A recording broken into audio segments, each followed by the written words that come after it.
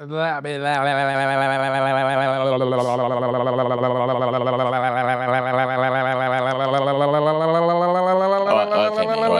Chill out, yeah. Welcome to Union of Scum, the podcast that delves deep into the weirder crevices of UK culture. My name is Darren J. Coles, and I'm joined by Paul Hilleard and Charlie Webster.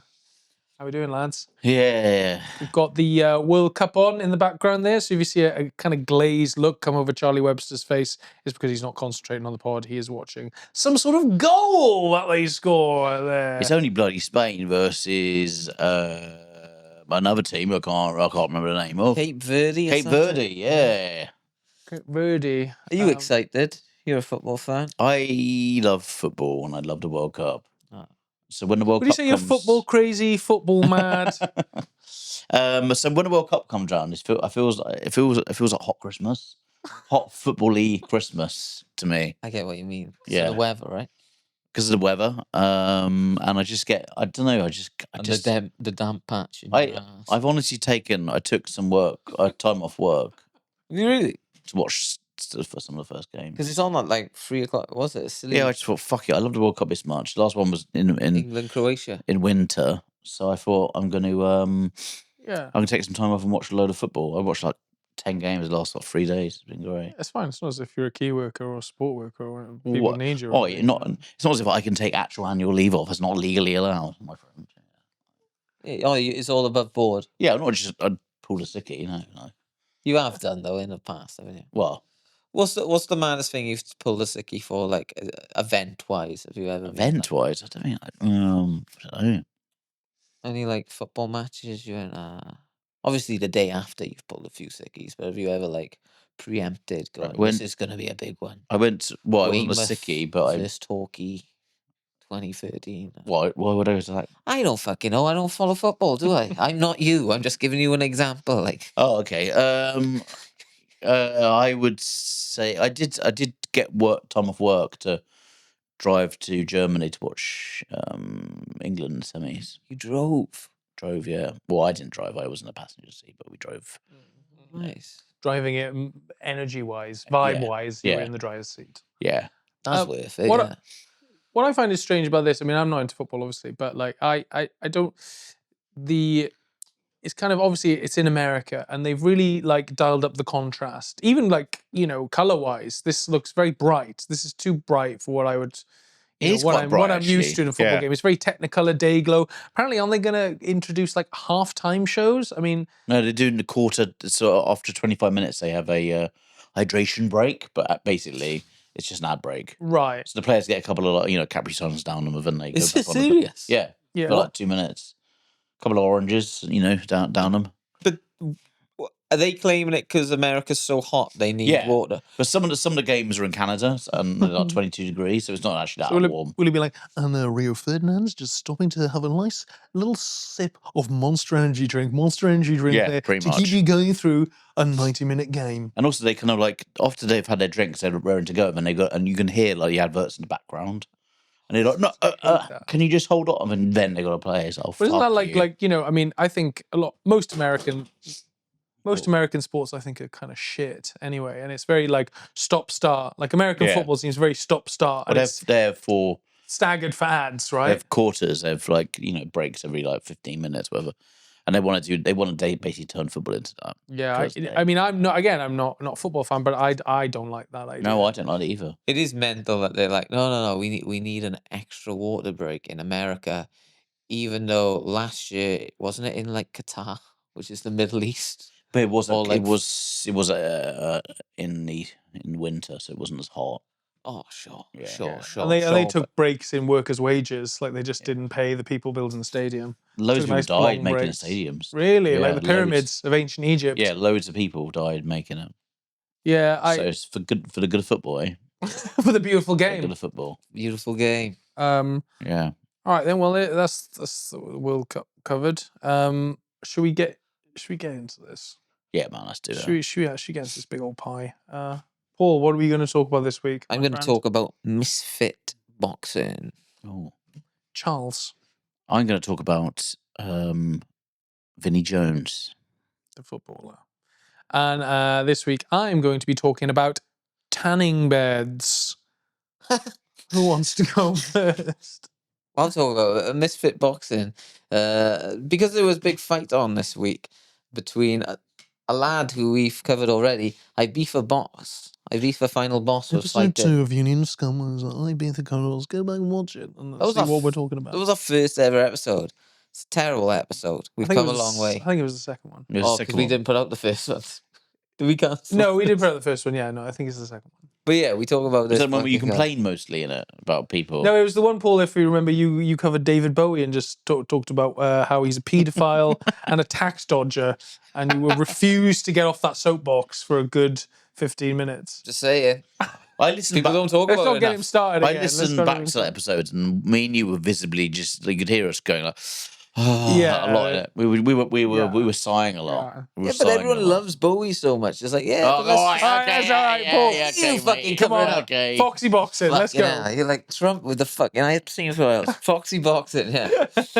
Misfits. So it's basically a boxing company created by KSI, who was a fucking YouTuber, still is a YouTuber, and what he's capitalized on is people don't really give a shit about fighting or how skilled someone is at fighting. They care more about whether these two people can sell a fight.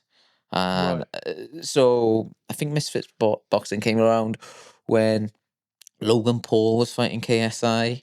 And this is like when Jake Paul was fighting KSI's brother, which if you look at it, they've gone on. Like Jake Paul fought Mike Tyson, Anderson Silva, like an elderly Mike Tyson. Yeah. Clash of the fucking Titans, that was. Yeah. He fought a literal pensioner. for the pleasure of others. Who had his arse though? This video of him before he walks out. It just shows Tyson walking around with his cock. Well, his cock like squeezed tight, and I don't know what they call it. I'm not a boxer, but they've got like boxer pants. Right. Okay. And it's chapless. So he's like, you just see Tyson walking around. Yeah, jockstrap walking around. He's hugging someone, and then the camera just zooms in, and you see his crack. It's fucking beautiful. Nice. Yeah. But you know, I'm just trying to say. Pause. Rewind. Pause. Rewind. Pause. It's come a long, long way. But that was on Netflix. Misfits Boxing is its own separate entity, and it's sort of the worst of influencers, because there's a lot of people who I didn't know who were fighting. The main card this weekend was Eddie Hall, the world's strongest man, a few years ago, and Tommy Fury, who is Tyson Fury's half brother or something like that. So does Tommy Fury have any credentials, boxing credentials? Yeah, he's a bad boxer. Right. Oh, he's a bad. Right. Yeah. But his claim to fame is he's the brother of the world's best boxer. He's a bad boxer. He was on Love Island. He went out of some bird on there. Yeah, he's like the boxer who fights all the influencers, because he's not good enough to fight the actual boxers. Right. Okay. Well, someone's got to do it. Yeah. Well, she's making like a pretty penny off it. I think he's a multi-millionaire from fighting all these influencers, which is crazy, because if he fought people who were at his own level, he wouldn't be getting. He'd be scraping maybe 50 grand a fight. Yeah, if that, you know. Well, it's basically a couple of notches up white collar boxing. Pretty much, yeah. Like you're just getting a couple of guys in recruitment to just knock 7 shades of shit out of each other. Yeah. You know? But I like that idea, you know. I like the idea of making influencers fight each other. I think it's really, you know. Until you watch some of the boxing and you realise, God, this is bad. Right, okay. I see some clips of it. Fuck me. Is it just slow? Oh, no, they just then got a fucking clue what they're doing. Right, okay. It's all over the But again, place. why not? Like, why not make it like Robot Wars as well? You've got a little table next to them. You've just got a series of implements you can use, you know. And if you might grab a rolling pin and use it to, you know, beat David Potts over the head. That would be more entertaining, I think, if there was weapons involved. Yeah. It's equivalent to watching a very organised fight outside like a Blackpool Yates's wine lodge, basically. That's what it is. Yeah, a high spec version of that. Great. It's big walkabout energy, isn't it? Yeah, it's just like people just go, and just, no skills. It's bad. Like, yeah. Yeah. I like your idea of like, let's add weapons to it. Yeah. There's already a circus. Like a dildo sellotape to a broom handle. You know what I mean? Okay, adult element. Okay, nice. Why not? Why not? You know? I think it should be like a. If it slips up, it becomes something else. It already is quite sexual because you have a lot of influencers, but then you also have a lot of OnlyFans. So there's a lot of girls fighting each other, and you're just like, again, this is the end days of culture, isn't it? Yeah, we're at the without end a now. doubt. We're at the end now. Yeah, The fact we're doing this means it's the end days of culture. Yeah. But the fact that is big in culture. Yeah. Fucking porn stars and fucking mutants online, just fighting fucking to each other. we're the culture club now. Yeah, we are now high. We actually are high culture. Well, do you know what? Do you know what's even worse is we're actually just commenting on the end of culture, aren't Yeah, so we're actually worse. we? We're narrating the end times right now. This is what we're doing. Yeah, they're profiteering off it. We're just going. We're not making any money. Nope. We're actually costing us money to make this. We're in losses. We're in the red, deep in the red. It's a long. We never may get. We may never get into the black. That is true. We may die and just always be in the red. Yeah, I mean, I've more or less reconciled myself to that, to be honest. But at least we can go home and sleep well at night, knowing we're. I don't sleep well. I don't sleep well at night because I have problems with money. I have no. Yeah. Maybe we'll hopefully. But Charlie, if this gets to a point, we can all get on Misfit. Maybe we could fight another struggling We'll podcast. have to delete this podcast and say we never said any of this shit. The three of us fighting Bonnie Blue, for example. She's used to taking on big groups of men. All right, boys. Bring out that dildo strapped to a fucking broom. Come on. It's the only way we can beat it. We're going to be fighting her son. Her son. That's what we're going to be fighting. Yeah. Her eventual heir to a porn throne. The heir to the porn throne. Yeah. The OnlyFans boy prince. Yeah, we're going to be doing this podcast for 16 years and getting no views. Yeah. And eventually he's gonna become a celebrity himself, and then he will fight us. Yeah. By that point, we're old as fuck, and he will be living fucking to us. We'll be the Mike Tyson. Yeah, and he'll be like, that's all in our jock straps. Crack seen from behind. Yeah. He beats the fuck out of him. But at least, our mums didn't do a golden shower while she was...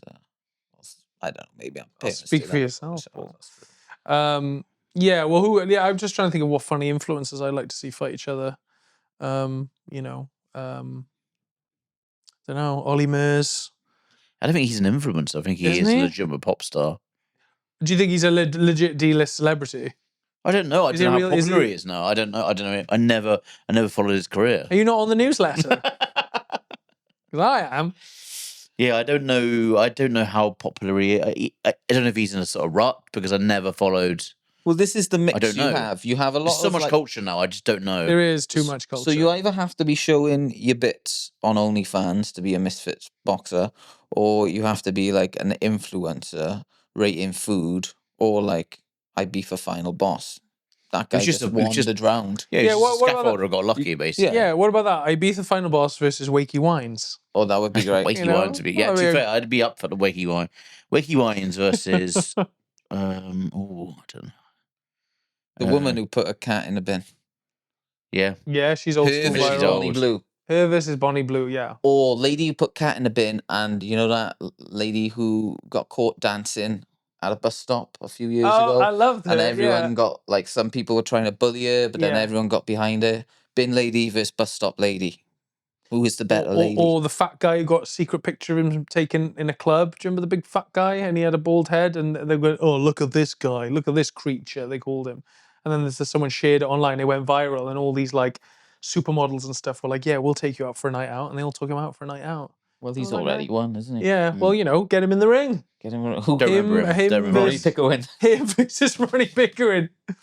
Yeah. Yeah. Let's do it. Yeah, I'd watch it. I think, it's very strange though, because you also have some like fighters, like UFC MMA fighters who are on the way down past their prime. Mike Tyson, obviously, who get involved in this. It's just weird. Anyway, your man, fucking IB for final boss. Yeah, he won. He won. Yeah, he beat that kind of Mank guy, did he? Yeah, something. I don't really know who he is, but Nathan or some bullshit, some Irish guy. Nathan. Nathan of Instagram. From Salford. Yeah. He's just a guy who was running around punching everyone at the weigh-ins. Right. Yeah, he just went and started knocking fuck out of people, and he's just a really lippy cunt. I don't know how to describe him other than that. and he thought I'd be for boss. I'd be for final boss, and it wasn't a fight. It was a lot of missing. Yeah, it was also fighting. That's the one I saw. Oh, really? Yeah, running at each other. At one point, they both fell out of the ring because it just turned into a tackle.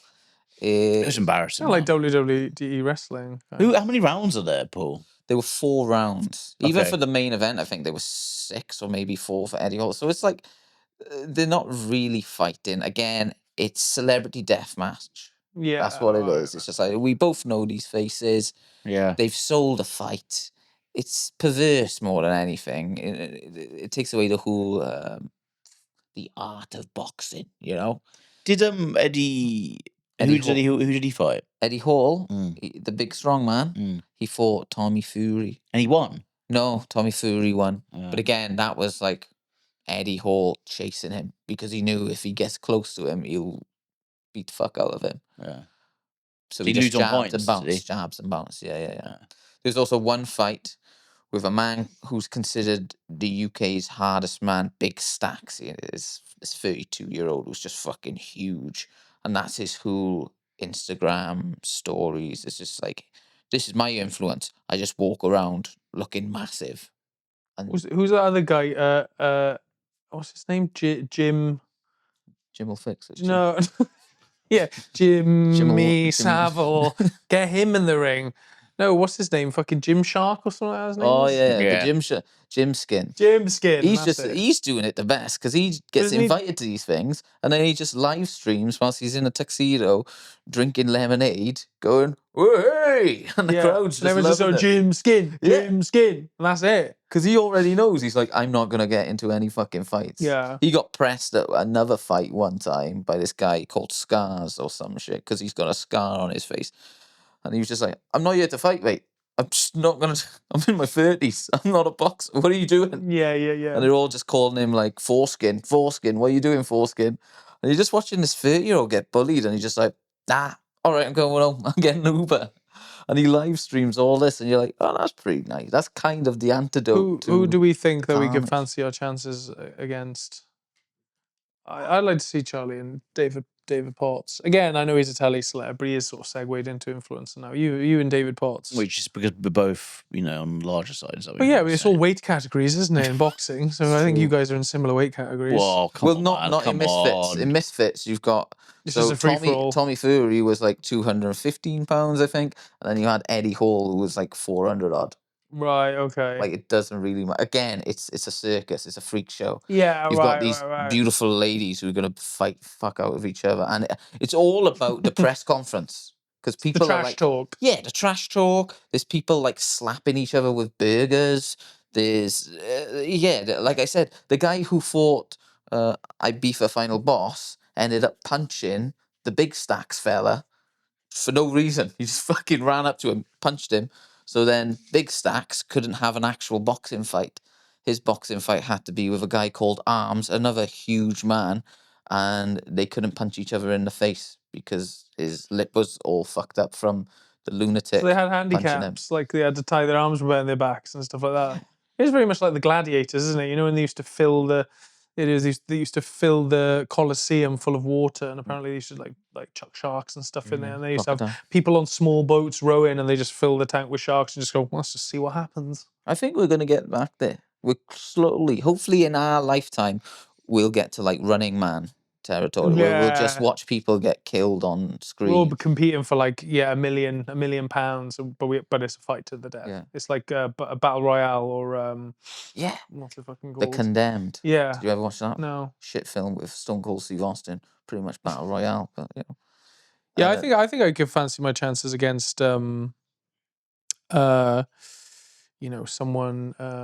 like Mystic Meg or something like that. Yeah, that classic. She was one of the early influencers, wasn't she? But she'd be able to see all my moves coming, so why would I do that? Pete Burns would have been a fun one.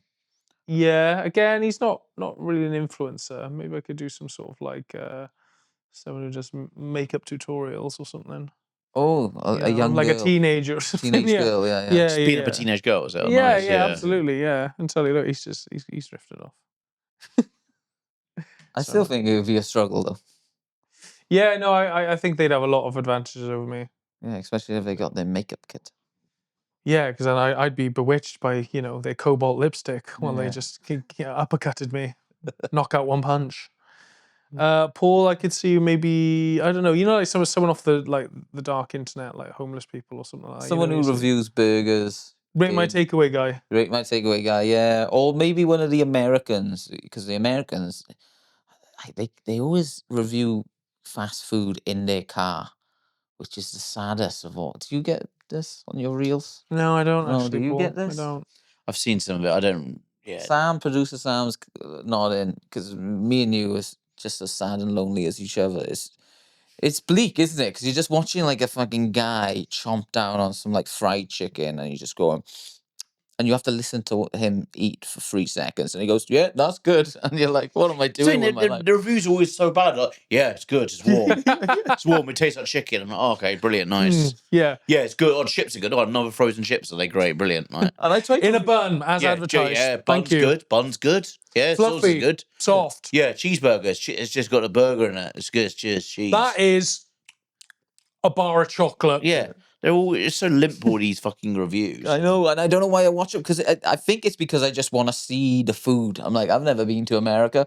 What does a Five Guys in America look like? And that's what does the inside of a truck stop look like? You know what? I've seen a fried egg in the past, but I haven't seen a fried egg with a a buffalo fucking headpiece on the wall in the background. Not well. I can't help it. Yeah. And then they tell you how much the price is, and you're like, fascinated. All right. Is that all you've got on? Oh yeah, guess who runs it now as well? It used to be KSI. Think of the worst cunt on the internet. Piers Morgan. He's been on Andrew Piers Tate. Morgan. Nailed it. Yeah, Andrew Tate's in charge of it as well. And then as soon as you see, oh, this cunt's in charge, you're like, now it all feels a bit sticky, Beforehand, I felt like, at least the money's going to some good Mongoloids, but no, it's going to the head honcho. Okay, Charles. We're going to do Vinnie Jones, aren't I? Okay. Yeah, let's go. Yeah, okay. Well, Vinnie Jones is pretty. So Vinnie Jones. Let me find the notes I've written on him. Here we go. Big guy. So he was footballer. He's a footballer. Actor. He's an actor. His name was and still is Vincent Peter Jones. He was born in Watford. It's a strong name. His dad was a gamekeeper. That's kind of cool. Oh yeah, he likes guns and stuff, doesn't he? Likes Vinnie guns. Jones likes poaching. He started playing football, non-league football. And he played for Willstone, and the same Raider. As a Raider. Okay. Yeah. Then he played for a team called IFK Holmston. I'm probably not pronouncing that correctly. It's a Swedish building society team. Sort of Swedish team. And then he got sold to Wimbledon for 10 grand, which is the price of a sort of 8-year-old Audi now. Back then, was it a lot? 10 grand was... No, it still wasn't a lot there. I thought you said an 8-year-old Aldi. And I was like, I guess they do depreciate in value. No, I did say an 8-year-old Audi, yeah. Aldi? Audi. Oh, it's in a shop? Yeah. Oh, I thought you said an Audi. No, I said Audi. I said Audi. Okay. The car, yeah. 8-year-old Audi, yeah. Hang on, no, we're saying Audi, You're right? saying Audi. He's saying I said Aldi. Yeah, no, I said Audi. What's going on? You're looking at me going, I'm saying Aldi, the car, and I'm like, that's... You're saying... He's talking about the shop. So you said... Aldi. I'm talking about the car, yeah. Right. Yeah. Jesus Christ, this is horrible conversation. One of the worst I've been in, actually. I can't help it if you get confused by, just normal things, This is... Am I being gaslit? It feels Am I like being gaslit right now? Feels like you're real strong. Yeah. So, so he Jones the physician knows what he's doing. So Jones played professional football as a defensive midfielder from 1984 to 1999. He played for Wimbledon, Leeds, Sheffield United, Chelsea, QPR, and he also played for Wales 9 times. Wow. Oh yeah, I remember him playing for Wales. Yeah. I remember him playing for Wales. He had a grandparent who was Welsh. He was he not good enough for the English team? Were they like, nah, fuck off? He was quite a good player, but he was just really dirty, and we had quite a good midfield at that point. And also with the Welsh football team, for what I remember, we were so desperate at that point. We would have gone, hey, stayed in a travel lodge here for ages. We took like 3 weeks without him. Yeah, so He was most famous for being part of Wimbledon, which they were called the Crazy Gang back in the 90s because they were all up mad and they would set fire to each other. It's a kind of lame name to call yourself. We're the bloody Crazy Gang. We stay up till midnight. But they were sometimes we wear odd socks. They were just like something out of the Beano, don't it? Yeah. But yeah, they were just known to being crazy guys, and they loved the football. They loved pranks. Crazy dudes. They were football crazy, football mad. What were they doing? Pranks? Just pranks. So you used to, on each other. Yeah, you used to like one time they put a lot of Vaseline in someone's car. Vaseline? What do you mean? What, rubbed it all over the seat? Yeah, rubbed it in the seat. Okay, right. Then they set fire. And he just slipped right out the other side. Then they set fire to some guy's suit when he came in. These pranks really escalated. Yeah. Right, how can we top the Vaseline thing? I don't know. Let's set fire to one of the players. All right, sounds good to me. Man, what's what the Crazy Gang do? Like, that's how the Crazy Gang roll. That's how crazy it is. It's like, one day you're just a bit wet, and then the next day you've got 3rd-degree burns. Yeah. The arsonists. Jones had a reputation for being one of the hardest footballers. And he was highly aggressive, highly physical. Well, it's famous. Vinnie Jones is famous for that picture of him squeezing Gaz's testicles. Yeah, I was going to talk about that. Actually. Oh, we are. Yeah, sorry, no, that's fine. And I will talk about it in a second. But yeah, he got sent off 12 times in his career, and he got sent off 7 times in the Premier League, which I think is the second highest. So he just didn't give a fuck. He didn't give a fuck. But yeah, there is that famous photo of him squeezing Gaz's balls. Do you think he was squeezing Gaz's balls because he was like, I want to be Gaza? Gaza was in the English team. Everyone loved him. Well, he was seen as like the best player at that time. He was a young lad, and he was just running rings around the team. So I think he was like, I'm gonna fucking show him. So he just grabbed him by the balls and squeezed him as hard. I think he was trying to raise awareness of testicular cancer. So boys, remember just to check your nads, lads. It's an early adopter. I mean, they should have Vinnie Jones. That would be a good advert, right? Like, get him in the advert. I've copped the feel of my fair share of testes in the past. Now it's time you do it yourself, boys. You just see him burning someone. And they go, oh, sorry, you caught me I've still got the Crazy Gang in me. Got a bit of a hangover in the Crazy Gang. Just a tub of Vaseline. Get your Vaseline, rub your balls and just feel them.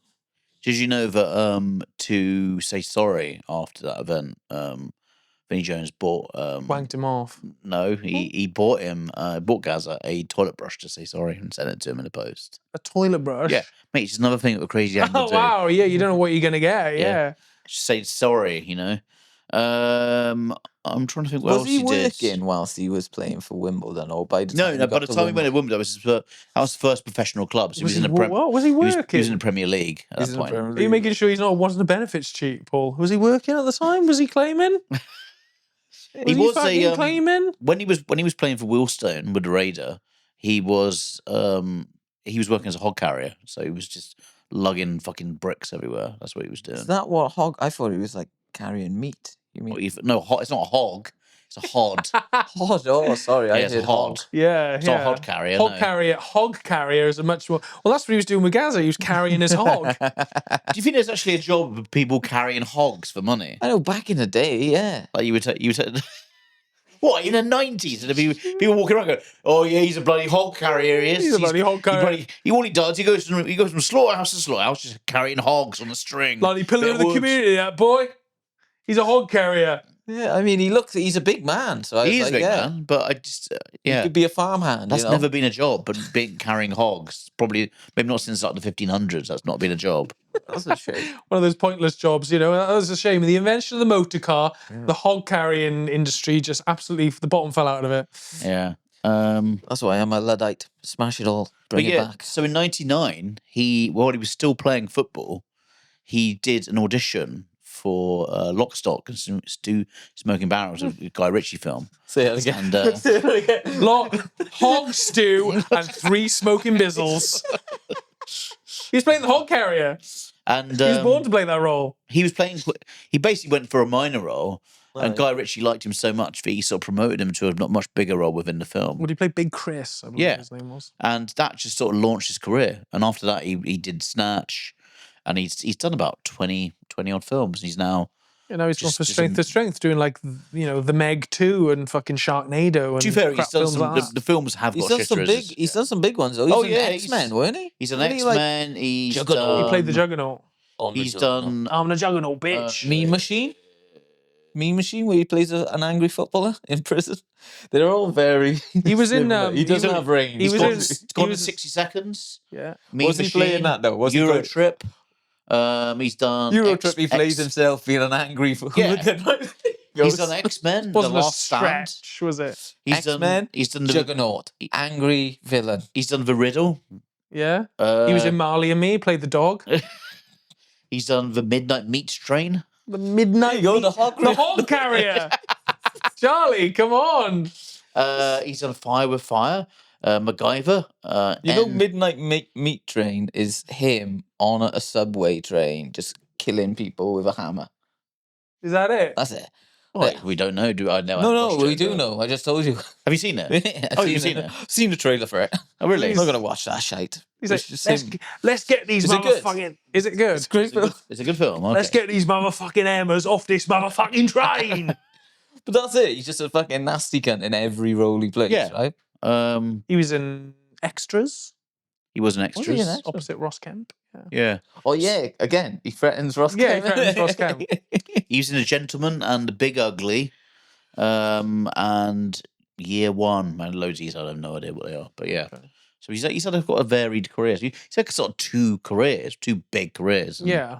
Because I knew him as an actor first. Like that's where I first saw him. Really? You didn't know he was a footballer? Well, because I saw him in like Mean Machine and Lock, Stock and Snatch. So I was like, who's this guy? And again, he plays the same role. I was like, this guy's just a British villain. And then you see that picture of him getting squeezed and you're like, oh, fuck. It's the same dude. So you would have known him as a footballer. Yeah, I knew him as a footballer. I haven't watched many of his films. I only watched about 2, I think. That and Snatch. First one, Snatch. Yeah. Get on the meat train, brother. The meat train. Oh, Midnight Meat Train. And what's he now? He just films, man. That's what he politician. Yeah, that was what I was going to say. Wow. Cheers, mate. First time I've ever seen Paul save a segment. Yeah. So you actually, can do it. You got it in, yeah? He's actually a conservative. I didn't know this, right? Yeah. Well, he's kind of a poacher in a game. I mean, a lot of working class people are. They're very small C conservatives. So this is a quote from him. He said, "I'm a conservative, but I talk for the ordinary working classes. I get on with the boys at the pub, but I also can mix it with Prince Andrew." That doesn't age well. I understand both levels. The toffs haven't lived in council estates. They've just known big mansions. How can I understand how the postman lives? I thought I would say no. What can I speak to this? Sorry, guys. I wouldn't say no to becoming an MP. That's what he said. I mean, given the cast of characters we've got at the moment, running for the Prime Minister job, I think I would take Vinnie Jones over Nigel Farage any day of the week. Well, the thing is, I reckon if Farage was smart, he'd get Vinnie as his right-hand man. Just get him as your JD Vance, because then Labour hasn't got a fucking chance, is it? Yeah. You would fucking annihilate that man. Get him on as deputy hog carrier. You know. It's scary though, because it is like politics has gone that way. It's gone the same way as boxing. It's not about your skills anymore. It's about whether you can sell a fight. Can you sell a fucking party? Yeah. Vinnie Jones could do both. It's really talent. Really hasn't got anything to do with it anymore. It's just, can you sell shit? Yeah. Yeah. Can you convince a bunch of fucking drongos? Can you blag it? Yeah. Yeah. And so maybe if we looked, how do we make this podcast more popular, guys? How do we become? Maybe we should do like research, even less research, right? Right. Okay. And maybe we should talk. That's possible. Yeah. Okay. And if that is possible. Yeah. And maybe we could just, I don't know. What? How do we make it? How do we make this shit? It's already great. We got to talk about how good it is. We got to big ourselves up and we just go fucking hell. We laugh like that a lot. Okay. Yeah. So we do that. What else do we put like stock phrases in? Maybe wear our own merch. What do we do? Like wear our own merch. Try and sort of shoehorn some sort of some sort of. I mean, we've tried doing that. We've tried Bovril Man and fucking, all sorts of. What was that one we called him? Hambrain. Do you remember? We tried that for a bit. Hambrain, that was good. That went by the wayside pretty quickly. Bring it back. Bring back Hambrain, Hambrain. Bovril Man. I've seen a couple of people say Bovril Man recently, actually. So. Really? Just in the street at you? Yeah, just go, Bovril Man. Bovril Man. Are you getting recognised? Yeah, I am, man. Yeah. And what sort of people are recognising you?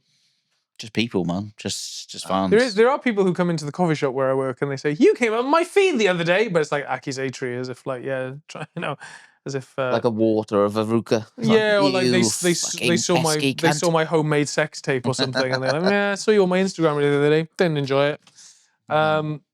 Yeah, no, I think we should all do like challenges. We should all like prank each other. Charlie, eat a washing up tablet.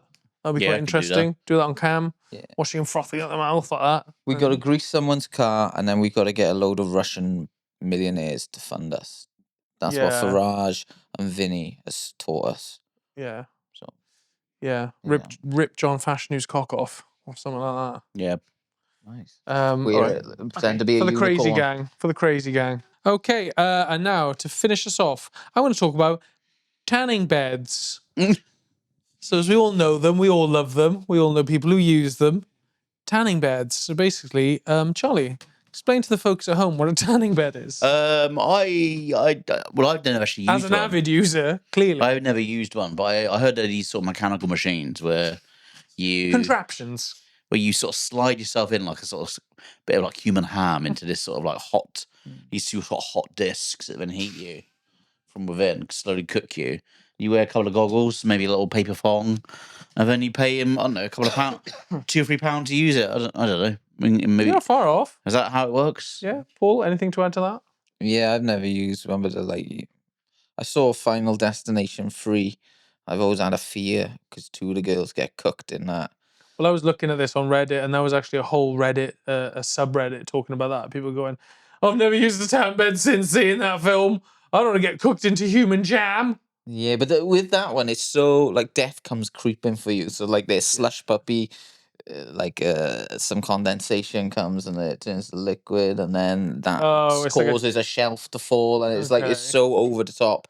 Whereas if you read The Sun or go on The Sun's website, they'll just tell you, oh yeah, there's a bunch of like people who have lived in like council flats who've rented a tanning bed off Temu and just get trapped. Really? Just from the actual machine. Death wasn't chasing you. Temu was chasing you, Typical of a newspaper called The Sun to be trashing tanning beds. That's wrong. It does happen, does it? It does happen. There's been accidents, is there? People get trapped. A lot. Yeah, I think it happens. But I don't think it kills you. Like you can get trapped. It's not comfortable. Well, do you know, I looking up, get blistered. Looking at my research for this is 1 minute on a tanning bed is the equivalent to 1 hour, 20 minutes in the sun. Really? Yeah. Wow. So like if you do like 9 minutes, like my brother did that one time and he gave himself sunstroke. And he was lying there in the living room, swaddled in wet bandages, like some sort of mummy, like pale like that, watching Generation Game. And he's lying there, honestly, it was Why like, did it was you do awful. 9 minutes? Did he fall asleep or did he? No, I just think he wanted to crank it up and just go, yeah, I'm going to give myself that Marbella glow. Does he tan a lot, your boy? I don't know if he does anymore. I think, he did fairly regularly. Yeah, he was always a very pale kid. He was like a deep sea fish. You can see right through his body. And but when he got older, I think he was like, he was a chocolate boy, if you remember, Paul. Yeah, we all know what chocolate boys are. He's a chocolate boy, so pink polo shirts and a deep rich mahogany tan. Yeah. Nothing to do with the skin, more to do with the perm. Yeah. So tanning beds. First commercial tanning beds were developed in the 1970s by German engineer Friedrich Wolf, who became known as the father of indoor tanning. Imagine that. Imagine that as a title. Or Father Wolf, they called him, didn't they? Yeah. They called him the UV Wolf, I think. Some beds use ultraviolet radiation, primarily UVA, to darken the skin. Early sunbeds often emitted significantly high levels of UVA than natural sunlight. So, UK tanning industry exploded in the 1980s and 1990s when deep tan became associated with glamour, wealth, and foreign holidays. Before cheap flights were common, a tan was seen as proof that you'd been somewhere exotic. A tan was essentially a receipt for a holiday. That's kind of the thing. I don't really get it. I don't really get tans. I don't like tans. I don't like getting tanned. You don't like people who are tanned. I don't like people who are tanned particularly. You I don't prefer like people, pale. who aren't from the UK coming over here. And...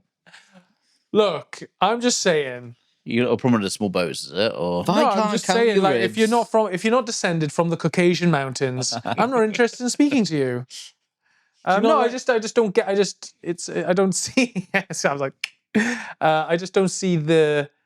I don't know. I like to remain pale. I'm a bit of a vampire. I don't like to be out in the sun. People just naturally tan? Say that's fine. Say you're a hod carrier, right? Say you're an instant hod carrier. Yeah, or hog carrier. Or a hog carrier needs to be a hot meaty summer, right? Yeah. And you've just been carrying hogs with no shirt on. Lots of spit roasts. Lots of spit roasts, It's 30 degrees, and you naturally go a nice sort of like, No, I'm not pea brown, Yeah, I'm not against it. I guess maybe I wouldn't like it for myself. P.T. Brown, did you say? It's a piggy brown. Oh, right, okay. Yeah. Well, the scaffolders, they're always tanned, aren't they? At first, you could tell it's working summer in it, aren't they? when the workmen start getting really tanned. Well, my dad's got a permatan because my dad was a builder and he worked outside a lot. But he's got a permatan which stops at the knee. So he's got like brown legs, but then once he takes his trunks off, he's got completely white, like lily white legs. And that's your favourite part of his body. That's my favourite part of his body. White's pure part. Yeah.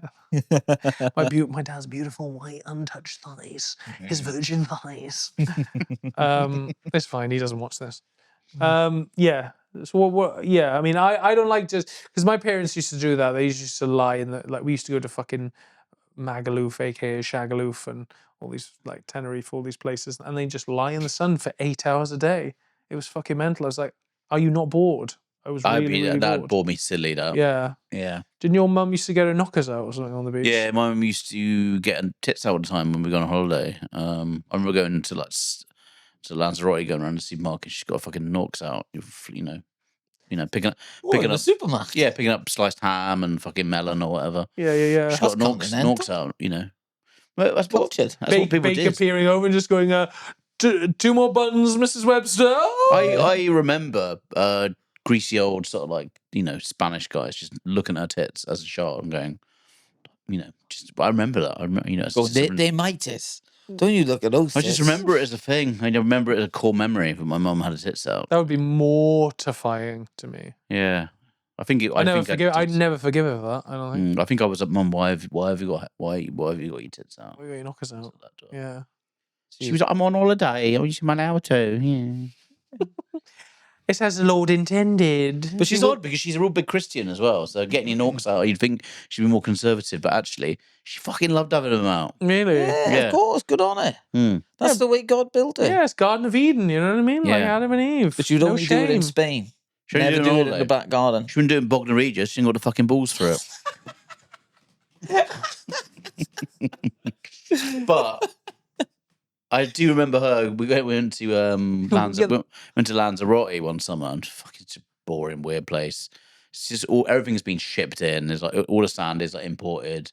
There's no culture. It's like it's a lot of volcanic. Yeah, it's got a volcanic piece of rock basically, and just put a lot of just like hotels on there and shit. And it was quite boring. It was pretty boring. But it was boiling, and she fell asleep in the sun. And she burnt her tits so badly. I'm talking, it was like red raw, right to the fucking... couple of beef tomatoes, were they? Oh, honestly. It was really hospital time job. She was... Belly up, like... Yeah, she just had scars just there on the tits. Tits are sensitive, man. Yeah, so... It's around the nipples, you know? It was just above the nipples, luckily. Oh, right, okay. But it was red raw. Red raw. Yeah. Imagine they go to the hospital and all the Lanzarote male doctors clawing, no, I'll treat this one. Let me treat this one. I bet they get a lot of that, though. Lanzarote doctors. There must be lots of, we've got another Doncaster. Another pair of double D's. Slaggy old mum from Doncaster got the fucking tits out again. Couple of double D's with 3rd degrees. Yeah, there you go. Nice. 3rd degree double D's. Some dippy mum of 4 from fucking... Stroud. Yeah. Sunstroke Shroud. Yeah. So we got some a couple more facts. The people talk about people talk about there's distinctive smell after using a sunbed. Isn't your skin burning? It's the reaction between UV light and the compounds on the skin's surface. They've also tried to ban them. I think they've banned them now for the for under 17s. I think they're not allowed to use sunny beds. Imagine that, like someone trying to fucking put their toddler in, just trying to give them a light base for a holiday. Yeah, I think on a few episodes of My Big Fat Gypsy Wedding, you see like we're getting all the tans on, so the entire family, like 6-year-old, 7-year-old. Yeah, because if you sandwich them all in one, it's probably like better value, isn't it? Better value for money if you get the whole family, and it's like a Toasties and a George Foreman. You just got to try and maximize the amount of space you want to get tanned. But it's like you said, you said you don't really get it, but it's a receipt for going on holiday. It is an image thing, right? It's like, look at me. It's like wearing branded clothing. You're just like, I've got a tan. Yeah, but then if someone says, "Oh, where have you been?" So anywhere nice, then you've got to sort of tell them like, "No, I just industrial estate." Yeah. Next to Renegade Gym. Yeah. We got famous tan celebs. Got a list of them. David Dickinson. Oh, big time. Probably our most famous tan celeb. Surely David Dickinson. I think he actually isn't tanned. I think he is like Arabic of some kind, or he's like Armenian or some shit. Oh, so really? actually, it's racist. You saying that, man? That's why he likes antiques. What? Because he's from the Middle East. Yeah. The mysterious land of the Middle East. No, Peter Stringfellow's one. That's a good one. Yeah, David Potts. David Potts with a deep tan. Lovely, beautiful tan. The mahogany manatee, as we call him. Peter Andre, he was tanned. Jody Marsh, famously tanned. Yeah, Peter Andre wasn't he Maltese? So he was Australian, isn't he? But Maltese descent. Of descent. Yeah. I don't know. I wasn't. Greek. I wasn't the treasurer of the fan club like you, mate. So yeah. I thought I thought of a question. What if you were the kind of people who use tanning beds, bodybuilders, gym influencers, wedding guests, mother of the bride? Wedding guests? Yeah, like you want to tan before a wedding, don't you? A lot of people do. I think so. Well, big occasions, for a wedding. There's going to be photographs, so I you want to look good. Cruise ship singer, Ibiza rep, Love Island superfan, Marbella estate agent. These are the kind of people I imagine would have tans. I mean, they're everywhere, aren't they? Tanning salons in the most rundown areas. There'll always be a tanning salon because you can jump in for like 1 minute for fucking 75p or some shit like that, right? How do they make money though if they're that cheap? Just because it can't be that cheap. It's electric, right? Yeah, but it can't. If they have like 8 customers a day, they're turning over £8 a day. You know, it's not. Oh, but people are jumping in constantly. Are they? Yeah, and you can get like subscriptions. Paul, have you ever been to a tanning salon? No. Okay, so there you go. But I've heard people are like they love it because you jump in, you could buy like a loyalty card or something, or put like £15 on your card, and then every time you go in, you go, oh, use the card.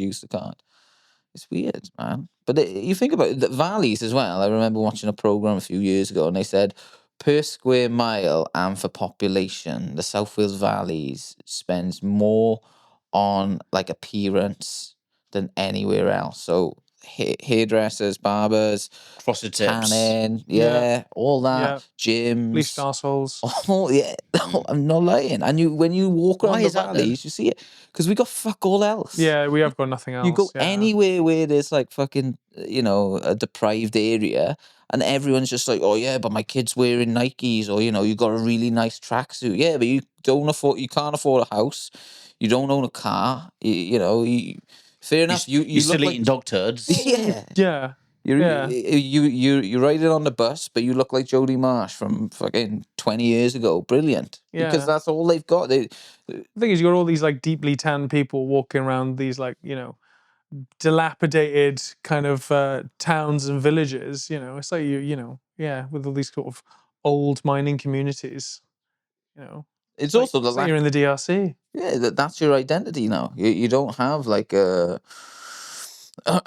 any industry or like a real community. The community is the leisure centre, so you look good. Everyone's pumping iron, and then those are like the cultural hubs in the valleys are leisure centres and the tanning salon, gyms.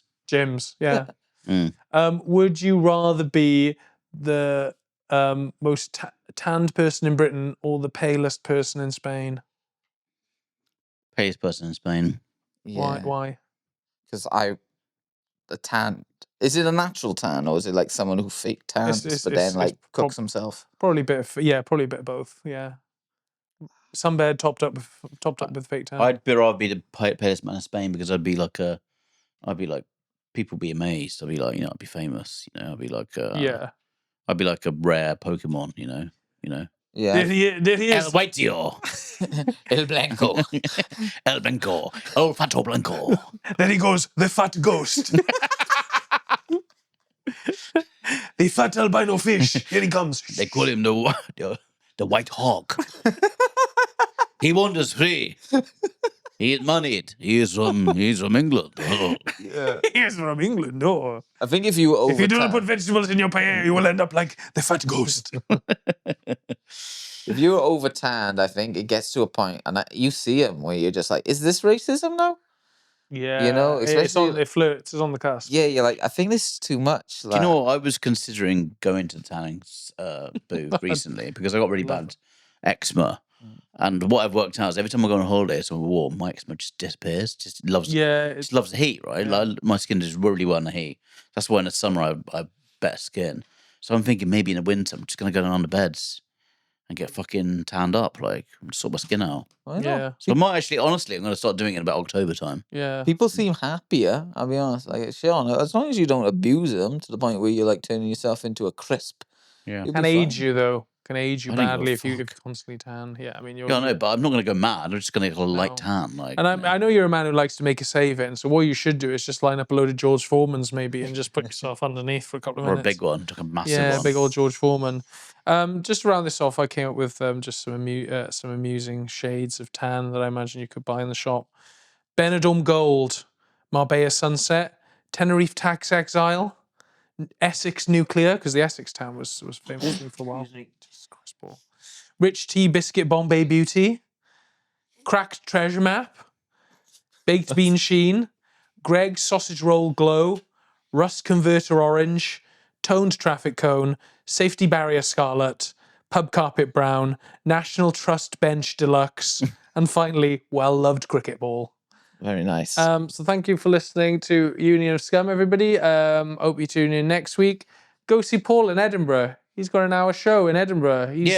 He's been doing it every night pretty much since last Christmas. So I think it's probably going to be good. Hopefully he's not overthought it and written it into the ground.